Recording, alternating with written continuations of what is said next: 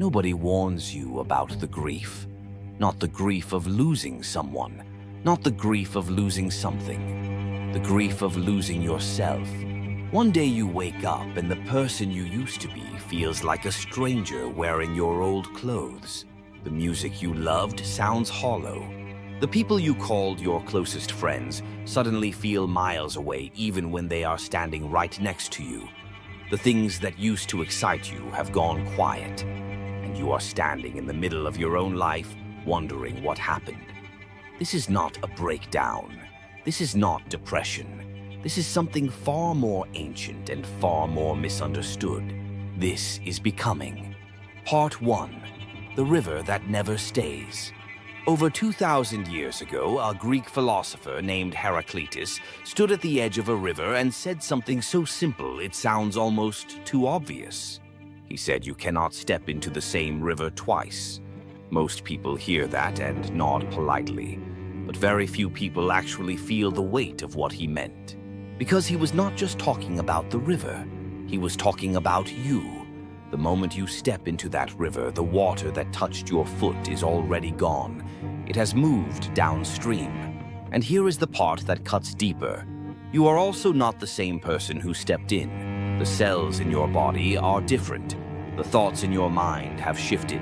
Even the beliefs you are so certain of today were not always yours. Heraclitus believed that change was not an event. It was not something that happened to you occasionally like a job loss or a heartbreak. Change was the very nature of existence. He called it the logos, the hidden logic running beneath all things, the constant tension between opposites that keeps the world alive.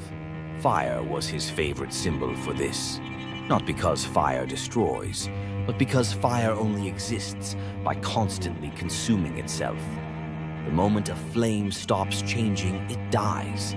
And Heraclitus was saying that you are that flame. You are not a fixed thing moving through time.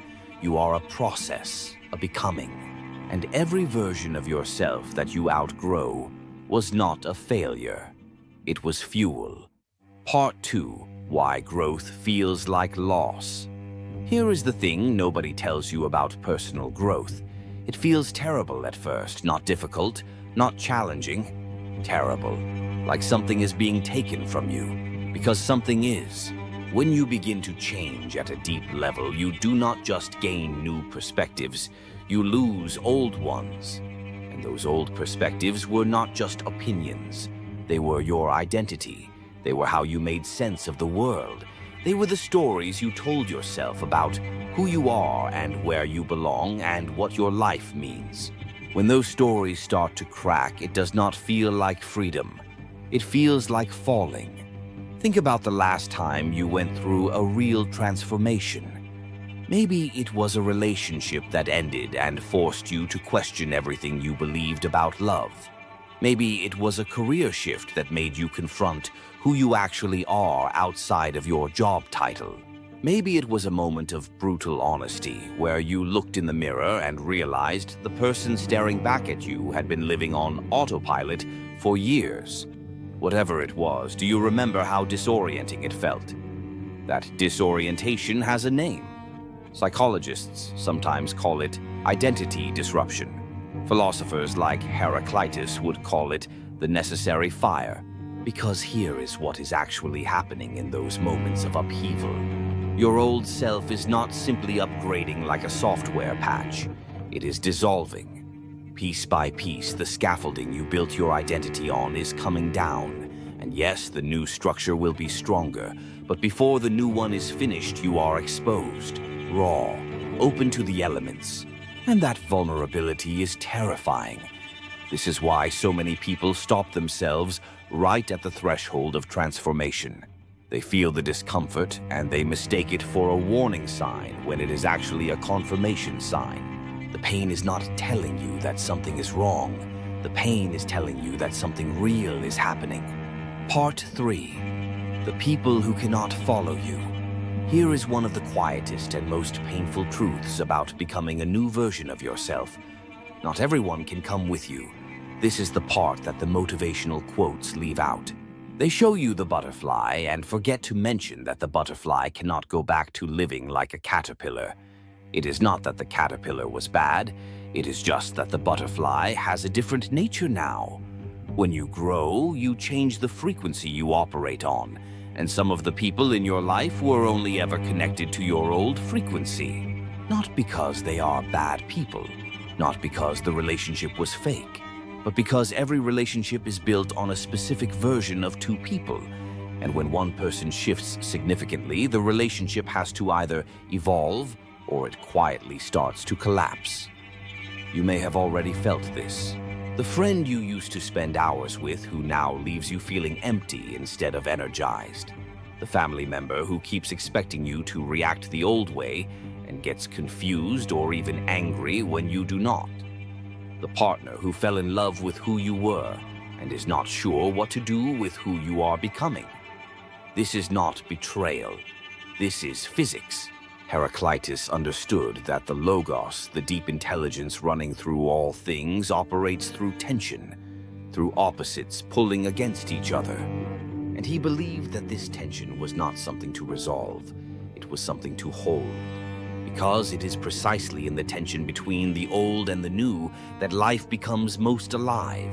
So when you feel that pull between who you were and who you are becoming, when you feel the grief of relationships that no longer fit, understand that this tension is not a problem to solve. It is a sign that you are alive in the deepest possible way. Before we go further, I want to pause right here. If this is landing for you right now, if you are watching this and nodding because you know exactly what this kind of transformation feels like, then this channel was made for you. We explore ideas like this every single week. Philosophy that is not just ancient theory, but a living lens for understanding your real life right now. If you have not subscribed yet, hit that subscribe button right now and turn on notifications so you never miss a video. And drop a comment below telling me where you are in your own transformation. Your story might be exactly what someone else needs to hear today. Now, let us keep going because the most important part is still ahead.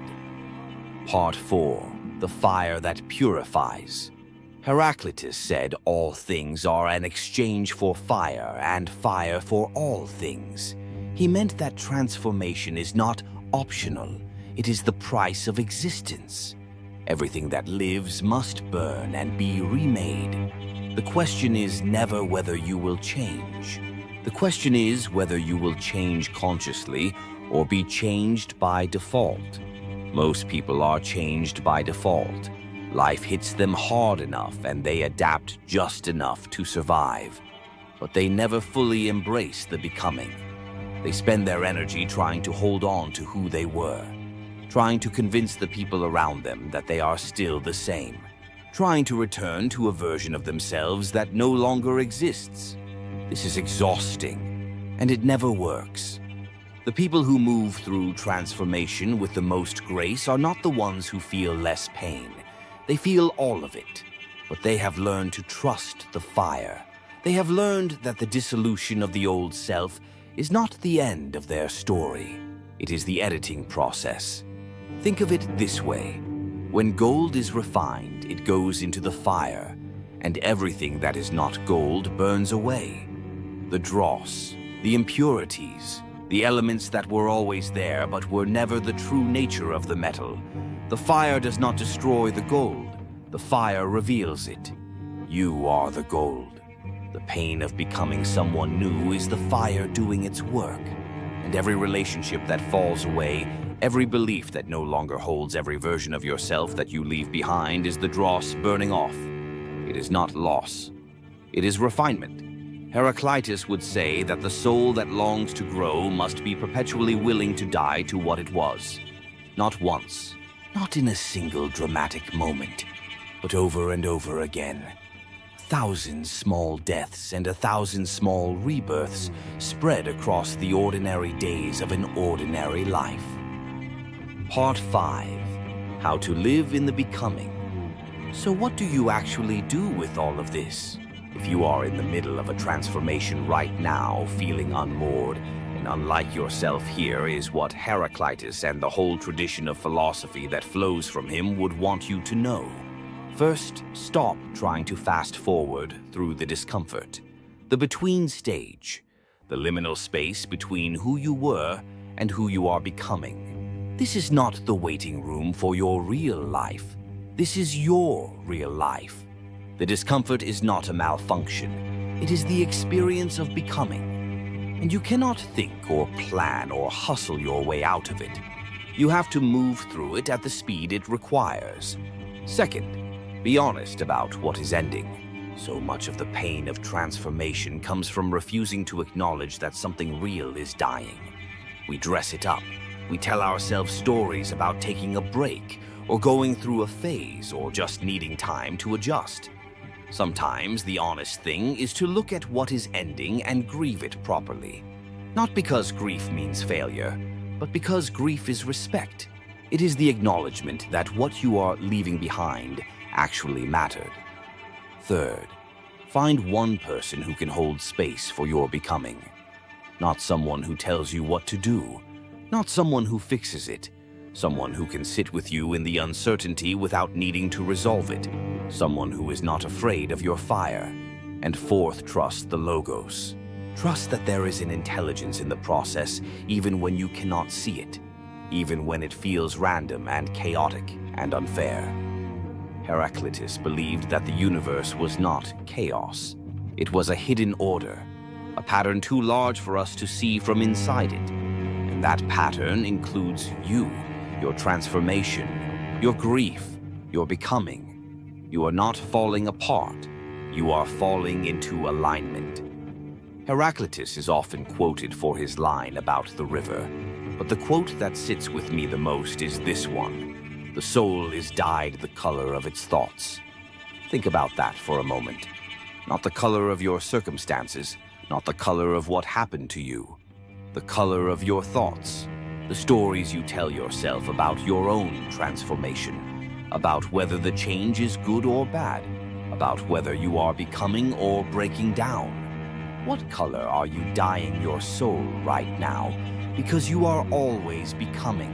The river is always moving. The fire is always burning. The only question is whether you are fighting the current or learning to move with it. The quiet pain of becoming someone new is not a sign that you have lost your way. It is the most honest proof that you are living fully, that you are growing, that you are in the fire being refined into something truer than what you were before. Heraclitus spent his life watching the world change and finding the hidden logic beneath the change. He was saying the same thing to you and to me that he was saying to the river. You cannot stay the same. And that is not a tragedy, that is the whole point. If this video moved you, share it with someone who is in the middle of their own becoming. They may not be able to name what they are feeling. This might be exactly the language they have been looking for.